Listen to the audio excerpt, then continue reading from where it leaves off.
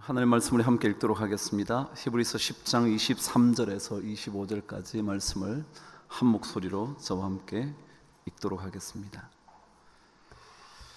히브리서 10장 23절에서 25절까지 저와 함께 읽도록 하죠. 시작. 또 약속하신 이는 미쁘시니 우리가 믿는 도리의 소망을 굳게 잡고 서로 돌아보아 사랑과 선행을 격려하며 모이기를 피하는 어떤 사람들의 습관과 같이 하지 말고 오직 권하여 그날이 가까움을 볼수록 더욱 그리하자. 아멘. 오늘 우리 교회에 비전 선데이가 됐습니다. 우리 교회가 함께 동력해야 할 혹은 동력하고 싶은 그런 기관들 혹은 선교단체들 저희들이 모시고 있죠. 이번에 우리 가정사역을 위해서 수십 년의 세월을 헌신해온 귀한 사역자 한 분 우리 만나게 됐습니다. 아마 방송에서 많이 보셨으리라고 생각이 들기도 하고요. 하이 패밀리라는 가정사역을 이끌어 가신 우리 송기론 목사님 오늘 저에게 오셨습니다. 목사님의 글은요 맛깔스럽거든요. 목사님의 말씀도 그렇고요. 오늘 저에게 오셔서 가정이 사는 일이 교회가 사는 일일 테고요, 그렇죠? 가정이 잘 다져지면 사회도 마찬가지일 테고요. 그래서 오늘 가정 속의 행복 비타민이라는 말씀을 가지고 우리 말씀을 나눌 때 여러분에게 새로운 도전이 되기를 바라고 하나님께 주시는 은혜로 채워지기를 바랍니다. 우리 송 목사님 나오실 때 감사의 박수 우리 주님께 올려드리도록 하겠습니다. 송 목사님.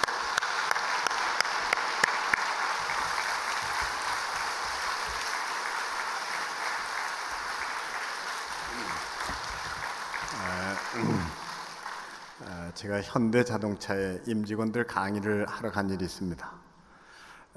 물었습니다. 결혼이 뭐죠? 돌아왔던 답이 이랬습니다. 무덤입니다. 제 성격이 지나치지 못하고 기어이 한마디 했습니다. 결혼이 무덤이라면 그 집에서 태어난 애들은 전부 귀신이겠네? 어떻게 하면 우리 가정이 천국이 되고 우리 자녀들은 천사로 살아볼 수 있는 것일까요? 어떻게 하면 우리 가정은 행복의 명가를 살아볼 수 있을까요? 오늘 본문에 아주 중요한 핵심 단어가 있다면 그것은 주저없이 격렬한 단어일 것입니다. 이 격렬한 단어의 사전적 의미는 이러합니다. 분발시키다, 자극하다, 일정한 방향으로 끌어내다 또는 호흡을 불어넣다. 1000m 경주입니다. 아들이 9바퀴를 돌고 한 바퀴를 남겨놓은 채 고린 지점을 향해 헐레벌떡 숨가쁘게 쓰러질 듯 뛰는 아들을 스탠드에서 지켜보고 있는 아버지가 견디다 못해 뛰어내려 아들과 함께 뛰는 행위를 의미합니다. 이때 아버지는 그냥 뛰지 못합니다. 옆에 손을 마구 돌려댑니다. 됐다 뛰어봐라, 조금만 뛰어봐라. 손을 이렇게 마구 돌려대면 애가 바람 때문에 빨리 달는지 어떤지 몰라도 제가 볼 때는 정신 헷갈릴 것 같은데 그 아들 곁에서 아버지가 비명처럼 외치는 외마디 있어요. 아들아 뛰어야 돼. 바로 저기야. 포기해서는 안 돼. 아빠가 내 곁에 있단다. 아들아 뛰어야 해. 이미 아버지의 관심은 내 아들이 1등이냐 2등이냐 등수에 있는 게 아니죠. 내 아들이 쓰러지지는 않을까, 내 아들이 포기해버리지는 않을까, 내 아들이 쓰러지면 언제든지 아들을 붙들어 일으킬 마음의 준비를 갖춘 채 찢어지는 심장의 고통을 안고 함께 뛰는 행위, 우리는 이것을 뭐라고 얘기하는가? 격렬하고 얘기합니다. 그래서 로렌스 J. 크랩은 이렇게 말했습니다. 비록 우리네 삶이 거칠고 험할지라도 다른 사람이 더욱 훌륭한 그리스도인의 삶을 살도록 돕는 표현의 일종, 이것을 뭐라고 얘기했는가? 격려라고 말했습니다. 우리가 인생살이에 이 격려가 그렇게 소중한 이유가 무엇일까요? 우리 같이 한번 성경을 보겠습니다. 23절입니다. 한 번 더 우리 한 목소리로 읽겠습니다. 또 약속하신 이는 미쁘시니 우리가 믿는 도리의 소망을 움직이지 말며 굳게 잡고. 성경 공부를 하거나 성경을 대할 때면 말씀 앞에 설 때마다 우리가 놓쳐서는 안 되는 것 하나 있죠. 오늘 본문이 말하는 하나님은 어떤 분이신가? 하나님의 성품, 하나님의 속성, 하나님의 사역, 여기에 우리의 모든 시선이 모아져야 합니다. 오늘 본문에 등장하는 하나님은 어떻게 묘사되고 있나요? 그분은 약속에 미쁘시다. 미쁘시다는 말의 의미가 무엇입니까? 그분은 자신이 약속하신 바에 신실하시다. 자신의 약속을 변개치 아니하신다. 자신의 약속을 반드시 이루어내신다. 그 약속에 성실하시다. 제 아버님은 초등학교 교장 선생이 있었습니다. 출장을 자주 갔었습니다. 출장을 가실 때마다 제가 부탁이 좀 많았어요. 아빠, 뭐 이거 하나 사다 주면 안 돼요? 그럼 제 아버님이 처음부터 안 된다 이렇게 말씀하셨으면 제가 정리를 하고 살 텐데, 제 아버지는 꼭 약속을 하셨어요. 사다 주마. 돌아오신 아버지한테 그거는요. 그럼 제 아버님 하시는 소리가 종종 이랬습니다. 그 장사 그 죽어버리고 없더라. 우리 아버지는 출장만 가시면 한 명씩 죽여놓고 있었어요. 여기에 이 신실함은 이와는 정반대되는 것입니다. 자신의 약속을 반드시. 범브란트 목사님이 계셨습니다. 하나님의 지하운동이라는 책을 펴내신 분입니다. 그도 나치의 잔혹한 행위 앞에 두려워 떱니다. 죽음의 공포가 파도처럼 그 마음 덮쳐올 때마다 그는 몰래 훔쳐가지고 들어간 성경책을 꺼내 읽고 또 있습니다. 그때마다 그의 시선이 꽂히던 한 기절, 두려워 말라, 내가 너와 함께함이니라. 두려워 말라, 나는 너의 하나님이 됨이니라. 그는 그 말씀을 붙잡고 하루하루 그 두려움을 이겨냅니다. 그리고 그가 그 두려움을 정복하고 믿음의 정상에 우뚝 서게 된 날, 도대체 하나님은 얼마나 자주자주 이 말씀을 되풀이 말씀하셔야 되는가? 자신이 밑줄까지 그어가며 읽었던 그 약속의 말씀을 숫자로 헤아리기 시작합니다. 그러던 범브란트 목사님은 자신의 무릎을 치고야 말지요. 왜요? 성경에 이 약속의 말씀이 무려 356번이나 기록되어 있다는데 말입니다. 그는 고백합니다. 하나님께서 1년 내내 두려움에 빠지지 않도록 하루에 한 번꼴로 정확하게 356번 약속하고 또 약속하셨다는 거예요. 그런데 범브란트 목사님의 통찰이 참 흥미있었던 것은 그는 이렇게 고백합니다. 1년은 365일인데 웬 356번? 하나님께서 4년마다 한 번씩 돌아오는 윤년까지 헤아리소서. 저는 이렇게 웃는 분들 보면 휴머 센스가 있다고 생각해서 참 반가워요. 전혀 반응 못하는 분들이 있죠. 이 수준 높은 얘기 이해하셨어요? 그 단 하루도 자신의 친 백성들이 두려움에 빠져 허우적거리는 것을 용납할 수 없었다는 것입니다.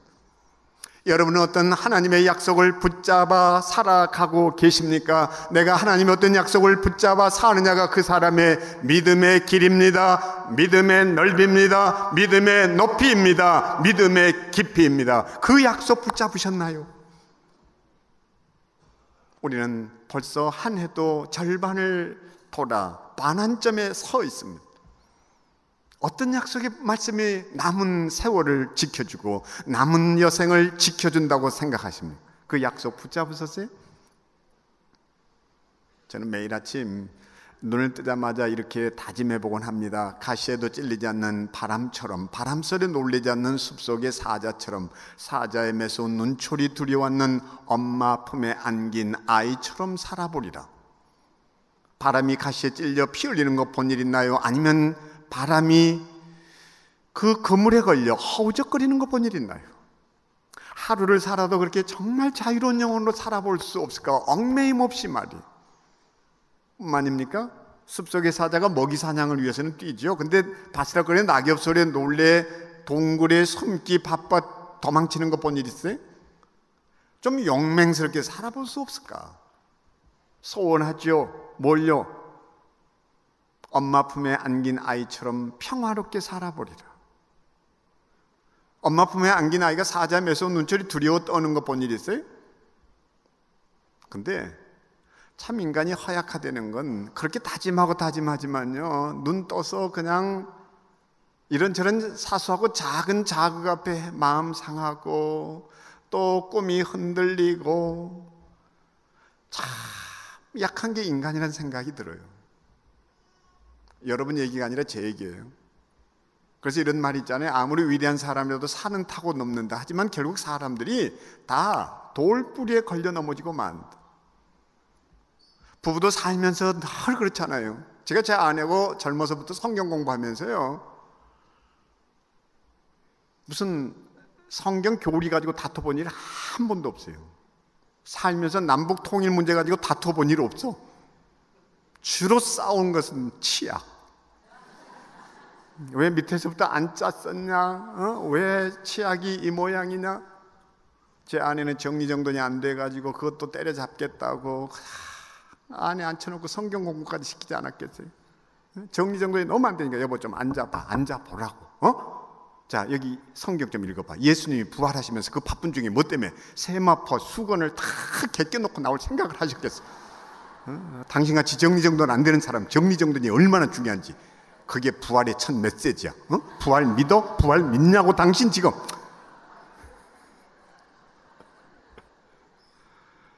사람이 큰 것 가지고 미안하지만 안 싸워요. 또 그런 일에도 성경 적용까지 해야 되고 말이죠.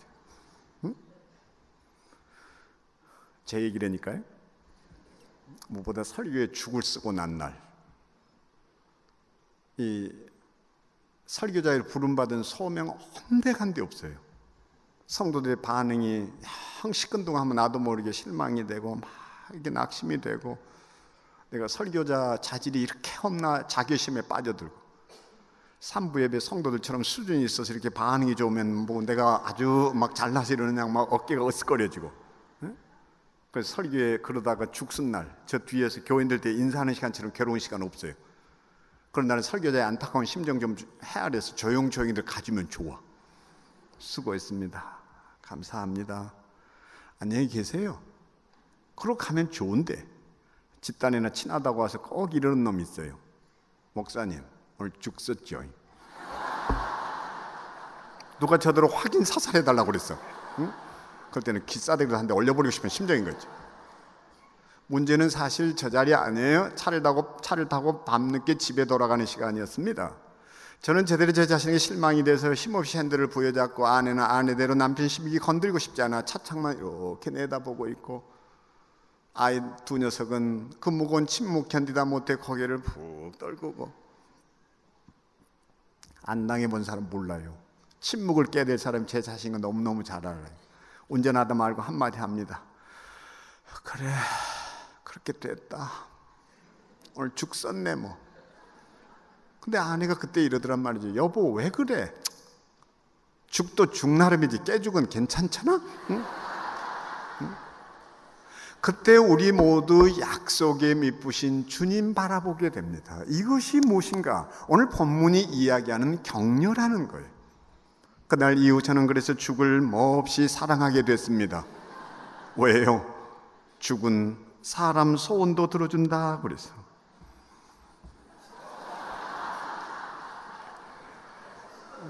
딱 이렇게 조크를 던져보면 반응하는 걸 보고 담임 목사님의 수준을 저는 또 이해해요. 우리 황 목사님이야 뭐 워낙 명설교가인데다가 이렇게 수준 높은 얘기를 많이 해서 벌써 이것만 가지고도 저게 무슨 얘기인지 알아듣는 여러분들 진짜 대단해요. 자, 한번 생각해 보세요. 어떻게 격려할 수 있을까요? 24절 우리 같이 읽습니다. 서로 돌아보아 사랑과 선행을 격려하며. 여기서 주목해야 되는 단어가 하나 있는데 그게 뭔가니 돌아보아. 이 돌아본다는 말이 같은 히브리서 3장 1절에 깊이 생각하라, 이 단어와 같은 의미, 같은 용법으로 사용이 되고 있습니다. 그러니까 격렬한 사치스러운 언어 유희가 아니에요. 이 낱말은 동작이나 상태의 진행을 나타내는 현재 시제로 되어 있습니다. 다시 말하면 계속해서 지속적으로 변함 없이, 그러니까 내가 누군가를 돌아본다라는 것은 곧 그 사람의 고통이 내 아픔이 됩니다. 그의 시련이 나의 눈물이 됩니다. 그때 내 마음속 깊은 곳에서 우러나온 마음의 섬김, 이게 뭔가 돌아본다라는 말의 의미고, 현대 이 용어로 설명을 하자면 커뮤니케이션 이론에서 얘기하는 공감, 이것입니다. 공감. 그게 세월호 사건 때 우리를 울렸던 시 하나가 이거잖아요. 우산이 비를 막고 있다. 그러나 우산은 우산이 없다. 얼마나 처절하게 우리 가슴을 울렸어요. 우산이 비를 주룩주룩 막고 있습니다. 그러나 정작 우산은 자신의 비를 가려줄 우산을 갖지 못했다. 우리가 좀 그런 아픔들을 가지고 이웃들과 함께 할 수 있다면, 아니 이웃들까지 가지 않아도 우리 가정 안에 이 공감의 능력이 배양되는 훈련소가 우리 가정이 수만 있다면, 그렇지 않아요? 제 개인적인 큰 약점이 하나 있다면 저는 공감 능력이 좀 많이 떨어진, 그러니까 한마디로 말하면 머리 중심이지 가슴 중심이 아니었던 듯 합니다. 지금도 여전히 훈련하고 훈련해야 되는, 그래서 누군가에게 나도 모르게 상처 줄 수 있는 사람, 아니 상처 주고 사는 사람이라고 생각합니다. 늘 돌이켜야 되고 참 반성이 많이 필요한 사람이죠. 제 아내가 미국에서 이렇게 귀국하자마자 차를 운전해 나갔다 오더니 막 짜증을 내요. 여보, 내비게이션 이거 희한해. 사람 왜 이렇게 헷갈리게 하는지 몰라. 피곤해 죽겠어. 자기 생각에는 내비게이션이 자기를 피곤하게 만들었다고 하는데, 내 생각에는 내비게이션이 피곤했을 것 같아. 하도 이리 꺾었다 저리 꺾었다 얼마나 내비게이션이 더 피곤했겠어요.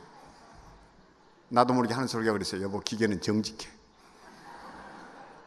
그 한마디 아내가 막 나한테 쏘아붙이기 시작하는데, 당신은 그 내비게이션 편 들어가지고 내비게이션이 밥 해준 일 있어? 내비게이션 밥 해준 일 얘기, 내비게이션 밥 해준 얘기 좀 해봐. 기왕이면 마누라 역성 좀 들어서 따뜻한 밥이나 좀 얻어 먹어보지. 당신은 내비게이션 편 들어가 내비게이션 밥 해줬냐고? 얘기 좀 해보라니까. 지금 생각해도 얼굴이 화끈거리죠. 아내가 원했던 건 딱 하나였어. 아이고 피곤했겠다. 짜증나서 어떻게 했어? 괜찮았어? 그놈의 제품, 그 어느 회사 제품이래? 확 때려 부셔버리는지 그냥. 그 한마디만 해도 자기가 돌봄을 받았다는 이 생각이 들 터인.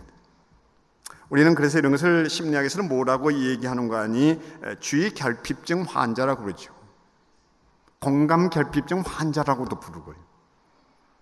자, 그러니까 자녀들이 상처를 입기가 쉽다는 사실입니다. 뿐만 아니죠. 여기 우리 주목해야 되는 건 있는데, 사랑 모르는 이는 아무도 없습니다. 근데 여기 선행 이랬을 때, 그 선행이야말로 사랑의 마음에서 맺어진 그 열매, 우리가 이것을 선행 그러죠. 그러니까 이거에서 한 걸음 더 나아가서 우리가 이것을 좀 어떻게 해석하면 좋은가 하면, 그 선행을 보게 되었을 때, 여기 강조되는 것 하나가 있는데, 그건 뭔가 하면 때를 사로잡아, 이 소리죠. 때를 사로잡아. 근데 때를 붙잡고 계세요? 쉬운 예를 들까요? 딸아이가 일찍 귀가를 했어요. 싱크대 청소가 안 돼 있어요. 이럴 때 엄마가 바빠서 그런가 보다. 그리고 엄마를 도울 마음이 있죠. 선행, 이걸 해요. 설거지를 열심히 했습니다. 엄마를 도운 거예요. 뒤늦게 들어온 엄마가 자기가 해야 할 일을 누군가가 해놓은 데 대한 감사가 있습니다. 궁금해서 묻습니다. 이건 누가 시쳤니? 그럴 때 딸아이가 너무너무 반가워서 이러죠. 제가요. 근데 그때 엄마 하는 소리가 뭐예요? 아이고, 내가 공부를 이런 식으로 하면 얼마나 좋겠냐? 응? 안 시키는 일은 잘만 하더라 그래. 오늘은 해가 서쪽에서 뜨겠네? 응? 이건요, 기회를 사로잡는 게 아니에요. 우리도 모르게 우리 자신이 그들의 선행을 깔아뭉갤 때가 있습니다. 기회 붙잡고 계세요?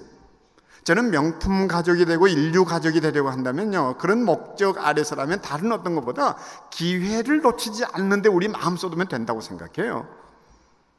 어떤 부인이 그런 고백하던데, 자기 남편은 어떻게 된 게 속옷만 벗었다 그러면 홀라당 뒤집어 엎어놓고 함부로 내팽개치는데 자식들도 지혜비 닮아가 똑같대는. 그렇게 해서 출근 등교하고 나면 자기는 옷가지를 집어드는 게 너무 싫대요. 제발 정리 좀 해달라. 세탁기만 좀 넣어보라고. 응? 아무리 얘기도 안 돼요. 그래서 환경 개선을 한답시고 빨래 바구니를 여러 개 샀어요. 제발 여기 빨래 바구니에만 그럼 좀 넣어라. 근데 안 산 것보다 못하다는 후회를 했다는 거예요. 옷을 벗자마자 막 갖다 집어 던지는데 어떤 거는 들어가고 어떤 거는 이렇게 걸쳐 있고, 어떤 거는 땅에 떨어지고, 결국 이중일이었어요. 저버릇 저거 어떻게 고치냐, 낙심이 돼서 식탁에 앉아서 바깥을 이렇게 내다보고 있는데 부인 있는 것도 의식을 못한 남편이 옷을 벗자마자 이렇게 휙 집어 던지는데, 그게 그 순간에 쏙 들어갈 게 뭐예요? 부인이 기회를 놓쳤어요. 한마디 했어요. 아니, 당신 실력 대단하다고 어떻게 그걸 거기다 집어넣을 수 있냐고 딱 한마디 했는데 남편에게 큰 변화가 왔대는. 집어 던지는 것은 안 변하는데 집어 던져서 안 들어가면 집어다가 들어갈 때까지 던지고 있대는.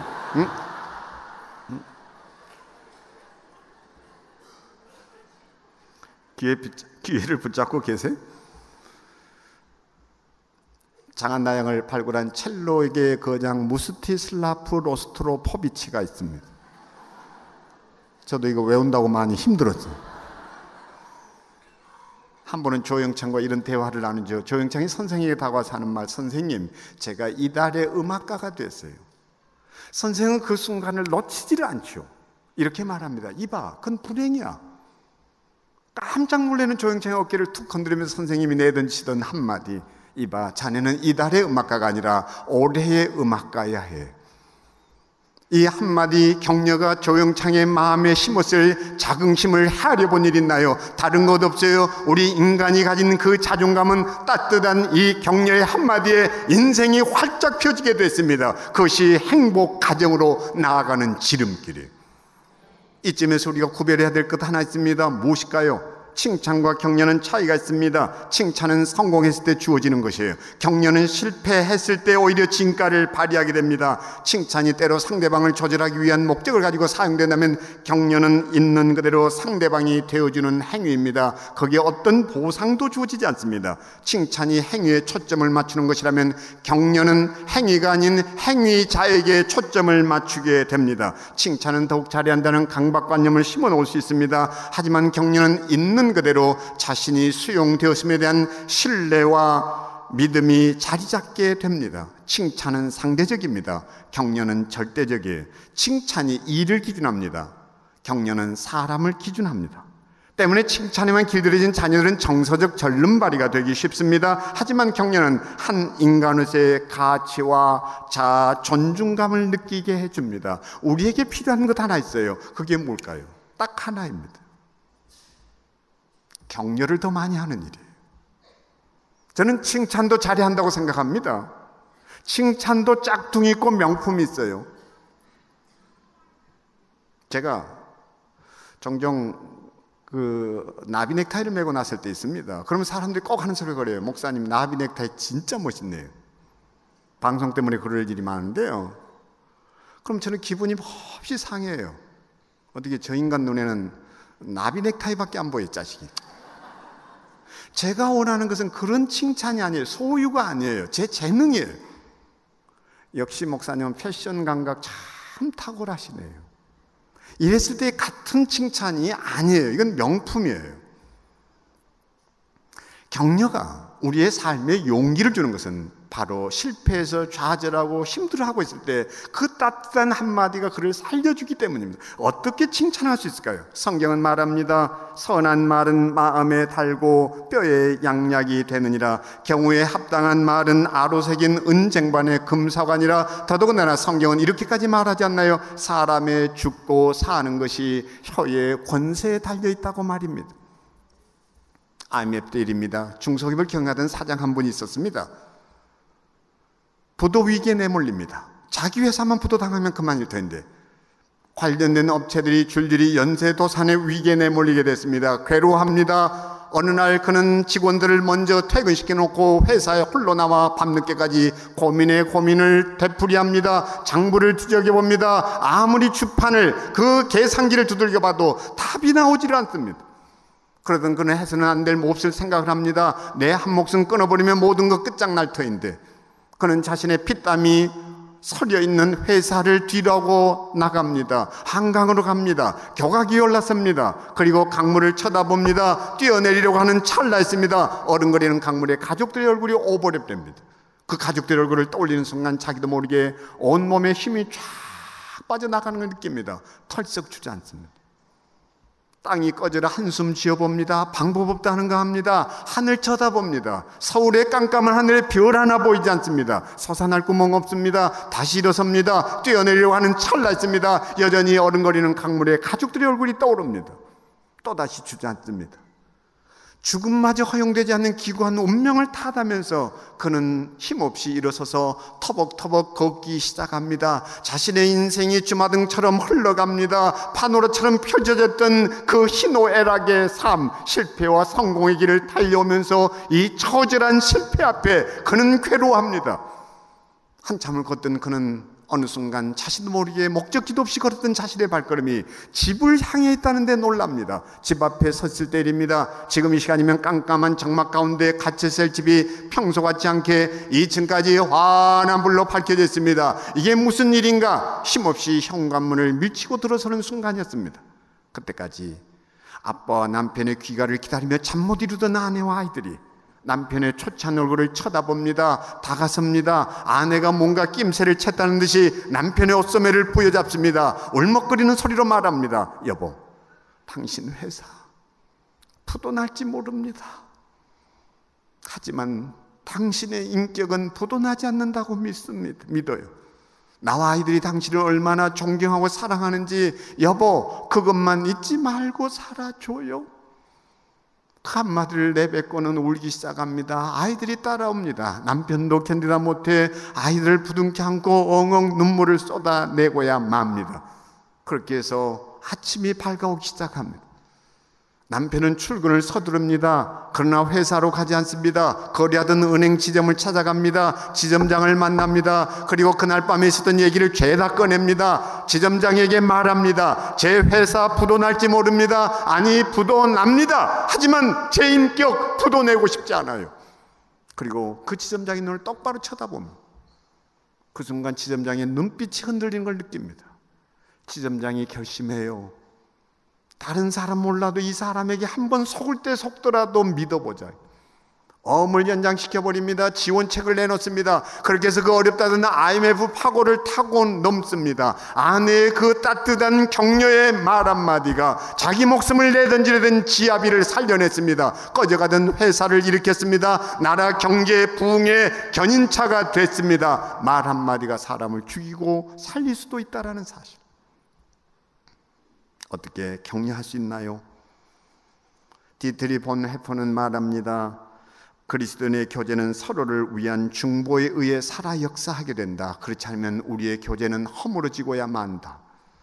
앞에서는 송 목사님들 왜 실수 없겠어요? 왜 연약함 없겠어요? 자주 넘어지죠. 포기하고 싶을 때 많지요. 그러나 그때마다 포기할 수 없는 제 삶에 이상이 있다면 다른 것이 아니라 제 어머니의 눈물의 기도에 있죠. 시골 학교만을 전전하셔야 했던 아버지 때문에 자식들 도회지에 남겨놓고 허전한 가슴 메꿀 길 없었던 제 어머니는 일찍이 기독교에 귀의하셨고 교역자도 없는 시골교회 새벽종을 치시면서 마을의 새벽을 열어놓으셨던 종직이 내 어머니. 눈이 오나 비바람이 부나 그 차가운 마을바닥에 무릎을 꿇고 홀로 새벽 재단을 지켜내셨던 내 어머니. 서럽게 울고 있는 제 어머니 곁에 다가가 당신 소원 뭐냐 물을 낮추면 제 어머니의 한결같은 대답. 제 자식들 잘되게 해주세요. 아니, 다른 소원 없어요? 다른 소원 없어요? 제 자식들 잘되게 해주세요. 아니, 다른 소원도 얘기해봐요. 없어요. 제 자식들 6남매 잘되는 거 보고 눈 감게 해주세요. 자식이 신앙이 되어버린 제 어머니. 그런 어머니의 눈물의 기도를 생각할 때면 아무리 포기하고 싶다가도 어머니 눈에 또다시 눈물을 흘리게 해서는 안 된다는 생각에 두 주먹 불끈 쥐고 소리치게 되죠. 어머니, 어머니, 어머니! 조금만 기다려봐요. 그리고 붙잡고 일어서는 성경 말씀. 의인은 7번 넘어질지라도 다시 일어나려니와. 기도해 보셨나요? 저는 눈물의 자식은 절대 망하지 않는다는 믿음 가지고 있어요. 집안의 어떤 고질병도 아버지의 눈물 한 방울이면 그 고질병이 고칠병 되고야 맙니다. 그래서 누군가 널 위해 기도하네, 누군가 널 위해 기도하네. 그 기도가 우리를 반드시 일으킨다 믿습니다. 오늘 그리고 본문은 25절을 통해 이렇게 말합니다. 같이 25절을 읽습니다. 모이기를 패하는 어떤 사람들의 습관과 같이 하지 말고 오직 권하여 그날이 가까움을 볼수록 더욱 그리하자. 이 격려를 얘기하다 난데없이 교제, 이 펠로십을 여기 이렇게 덧붙여 놓은 것은 무엇일까요? 저는요, 격려 중에 격려는 그 교제를 통해 온다고 믿습니다. 그래서 제가 좋아하는 성경 구절 하나 있는데, 두 사람이 한 사람보다 나으면 저희가 수고함으로 좋은 상을 얻을 것입니다. 혹시 저희가 넘어지면 하나가 그 동물을 불러 일으키려니와 홀로 있어 넘어지고 붙들어 일으킬 자가 없는 자에게는 화가 있으리라. 두 사람이 함께 누우면 따뜻하겠거니와 한 사람이면 어찌 따뜻하랴. 한 사람이면 패하겠거니와 두 사람이면 능히 당하나니 삼겹줄은 끊어지지 아니하느니라. 여러분은 누구하고 교제하고 계세요?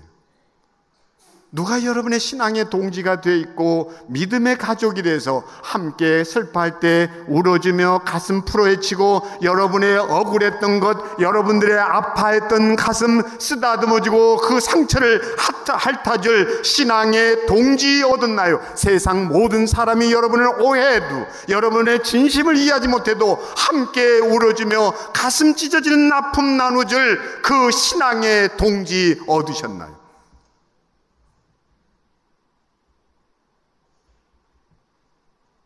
만약 우리 인생이 시련 없을 수 없고 고난 없을 수 없겠지만 그 사막길을 걸을 때 함께 걸어줄 신앙의 동지만 있을 수 있다면, 저는 여러분들이 바로 이 마지막 때에 모이기를 패하는 어떤 사람들의 습관과 같이 하지 말고 더욱 모이기에 힘쓴 그 교제가 빈번해지고 아름다운 펠로십이 가득 차는 그런 교회, 그런 가정 되기를 바랍니다. 마음 아픈 것 하나 있어요. 가정사역자로 지적해보고 싶은 거 있는데, 요즘 가정들마다 가훈이 하나 있잖아요. 얼굴 좀 보고 살자.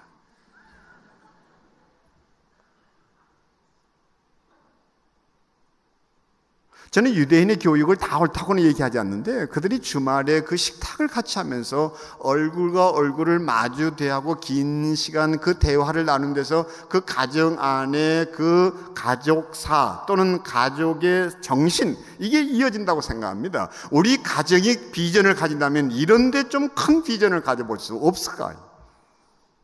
가정이 정말 많이 흔들린다고 얘기합니다. 사실이에요.